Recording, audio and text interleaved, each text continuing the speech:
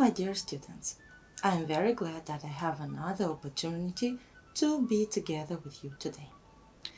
We are going to discuss today the next topic, man, society, relationship. And let us start with one interesting question. Have you ever wondered? And I'm going to tell you what you have to meditate about while I am presenting you the questions. Have you ever wondered why man as an individual has a natural urge to live an associated life with others? Yes, the person or the human beings cannot live without being a part of a society, of a group. So you go to school to be a part of your class. We go to work to be a part of a teaching staff, and everybody in this life needs a group to associate with. Another question. Have you ever wondered how one contributes to the well-being and the prosperity of the society he/she lives in? Of course, you might say that I'm not working as a student, that's why I cannot improve the society I am living in or in the group I belong to. This is not true. Everybody can be a part of the group, and of course you are, and you make this group to benefit from your qualities or from the way you are or from your intelligence. So everybody as a member of the group is allowed to share something and to give something to the group. Now let us discuss about the fact that what you agree or disagree with if we speak about man and society relationship. Tell me please, do you agree or disagree with the fact that the individual is a product not only of the existing social system, but of all world history? From my point of view, I can tell you that we all are part of the history, and we, generation from generation, pass everything that we know, everything that we have learned, and everything that we have experienced. So yes, I agree with the fact that the individual is a part and represents the world history, human history especially. Do you agree or disagree with the fact that the relationship between society and the individual is reciprocal and complementary?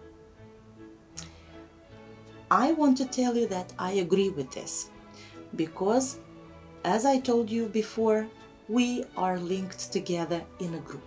So we are a society, and that's why we should share everything, and we have mutual relationships in a group, in a society, and everywhere we go. My dear students, so as you understood, we are going to discuss about society and man relationship. As you have accustomed, every time when we have lessons, we need to discover some new words in order to help us to understand what we are going to read today. And of course, this lesson is not an exception. Today we are going to discover some words, and after that we are going to read together the text for a better understanding. So if you are ready, let's start. So the first three words that we are going to discover today are society, right, and embodiment. Society, I can explain in a very simple way. It's the entire humanity. Rite is a traditional or customary ceremony. It can be a wedding, it can be a birthday, it can be a national or religious holiday.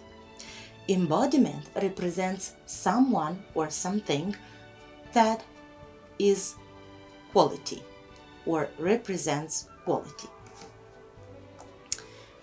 The next three words are to imply, disperse, and to surpass. To imply, it means to say something without using words. Disperse means to spread or to share all around you if you want.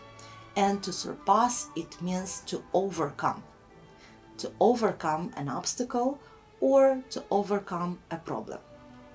If everything is clear, it's time for us to read. I propose you to read together with me, and every time when you don't understand a word, you can pause the video and you can write it down for you afterwards to find in the dictionary. If you are ready, let us start reading. A society consists of groups of human beings who are linked together by means of specific systems and customs, rights and laws, and have a collective social existence. Collective life is that in which groups of people live together in a particular region and share the same climate and similar foodstuffs. Human life is social.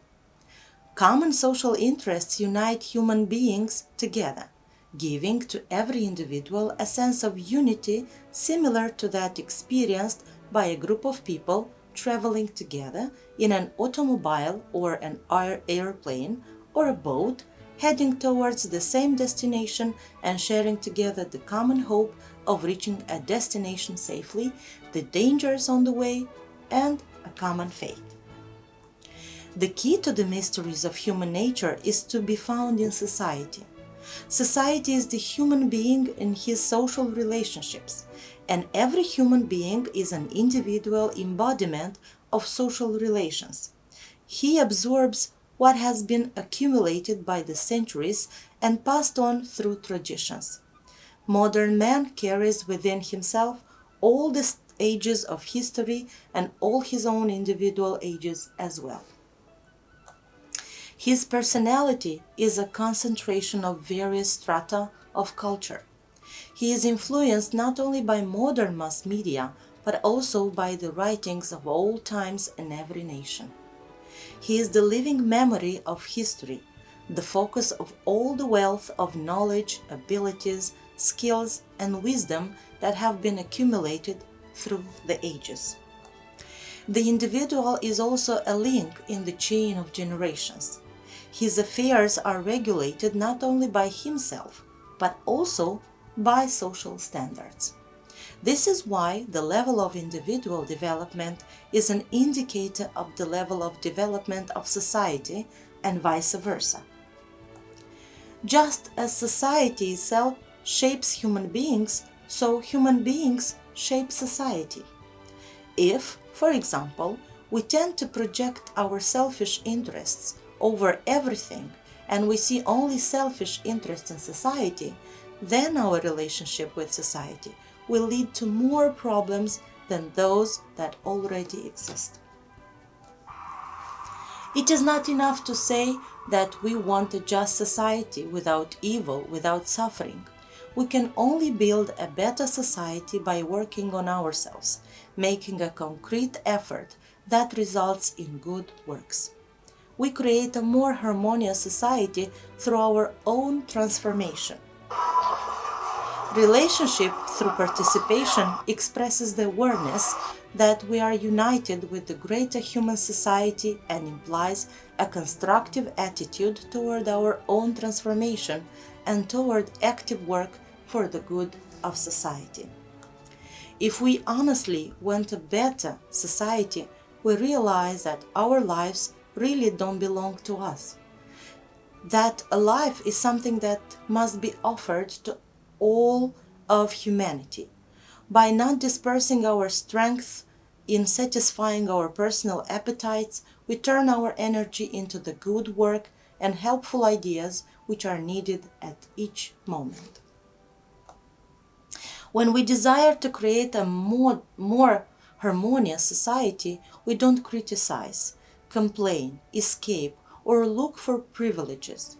We fulfill whatever is necessary, and when we discover something selfish in ourselves, we make the effort to surpass it. Therefore, we work to overcome in ourselves the isolation, indifference, and selfishness that we see outside. This interior work inevitably expands to our surroundings and produces a chain reaction of good thoughts and good work. Thus, we should work for the good of society by transforming ourselves into beneficial selves that work quietly and persistently within the greater social body. I hope that everything was clear, and if you have found some new words or expressions that you didn't know, I hope that you have written them down and afterwards use them while you are talking about society and man relationship or in other contexts that you think they are appropriate. Now it's time for us to see what you have understood from the text. And the next task is understanding what you've read. The first question: what are the means that link people together in a society? Of course, if we remember from the beginning of the text, we said that the means that link people together in a society are everything that they do together. Laws, rights, customs, traditions, everything that people do together. So in this way, they are linked in this group. Question number 2. Which paragraph proves that the individual is the product of all the ages in history as well as his own age? Of course, this was paragraph number 4, in which we have found that the person, the individual, represents the things gathered from generation to generation during centuries. And don't forget that every time when you have to show and have to be a member of the group, you will share everything that your ancestors gathered during a lot of time. Question number 3. Why is it important not to criticize, complain, escape, or look for privileges when we wish to build a more harmonious society? My dear friends, of course we don't have to complain, because we have to understand that life is about not being selfish, but about sharing, offering everything that we are to humanity. So before thinking about ourselves and our selfish things, don't forget that being a member of society, it means to share, to be a part of this group. Now it's time for us to work with some words, and of course you have to remember the fact that I asked you to be very attentive while we were reading the text, because of course we have another exercise that is connected with vocabulary. So our task is find in the text words that correspond to the definitions given below. So my dear friends, I will read for you the definitions. You can pause this video, go back to the text and try to find it from the text the words that can be or express the same thing that the definitions displayed on your screens. So I'm going to read the definitions. So the first word that you have to find needs to be to have use something at the same time as someone else, one's lot or fortune, or to grasp with the mind, understand. You can pause, think, find the word, and then you can press the button to play, and we are going to discover the words together. If you are ready, let us check. So the first word, to use something together with other people, means to share. Fortune means wealth, and to understand means to be aware of. So If you are a member of the group, you need to be aware of the fact that you should share everything that you have. And don't forget that the wealth sometimes doesn't mean money and riches and luxurious cars, but wealth means your intelligence, your talents, and everything that you are gifted with. The next set of definitions. Anything taken as a basis of comparison, something that is very bad and harmful, and in a way that cannot be avoided. Once again, you can pause this video and find the words in the text. Are you ready to check? Let us see. So, something that is taken as a basis of comparison is an example. Something that is considered to be bad, it means evil. And of course, something that cannot be avoided is inevitable. I think you did a great job together with me, so we are the best. Let us continue because I prepared for you a very nice and interesting grammar topic. So, now it's grammar time and we have to find something interesting about relative pronouns. Today we are going to speak about who, whose, and which. Who we use for people. So every time when you want to say that the person who I love is, I don't know, Adam, you use who. Okay? Whose we use to show possession for people and things. For example, the girl whose bag is black is my best friend. So in this way, I showed that the bag is of my best friend. Which we use it for things. So for example, the book which I like is Twilight. And in this way, I referred to a thing. If everything is clear, it's time now for us to do some exercises. Are you ready? Of course you are. So the task is, choose the best variant. You can pause this video, think about the answers, and afterwards come back to me and we are going to check. Are you ready? Do you have the right answers? Let us check. The man whose house we stayed in is my uncle. So in this case, we use the relative pronoun whose because we show whose house is this or whose house we stayed in. Number 2, the guy who sold me my car is a crook. So I show and I use who because I show something and I speak about a person. And 3, which pen did he give you? The blue one.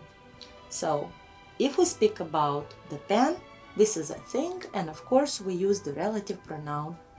Let us continue, because I have another set of sentences in which you have to choose the best variant. So look at the slide, try to find the appropriate relative pronoun, and afterwards we are going to check. Are you ready? Let us check. His last book, which I didn't read, was very successful. So we used which as the relative pronoun because we are talking about the book. 5. This is the child whose ball I found. So once again, we use whose as the relative pronoun because we show the possession. The child has the ball. 6. I don't know which way to go. We speak about the way, this is a thing, that's why we used the relative pronoun which. And 7, which of the Beatles' album is your favorite? Again, the relative pronoun is which because we speak about a thing, Beatles' album. I hope that everything was clear today and you understood that the best thing to become and to be a very good member of society is to share and to understand that life is something to give, to offer to humanity. And I want to end this lesson today with the motto: society does not exist for itself, but for the individual, and man goes into it not to live, but to find himself. Phillips Brooks. So, my dear friends, be a part of society and make it a better place to live. Have a nice day, my dear students. See you next time. Goodbye.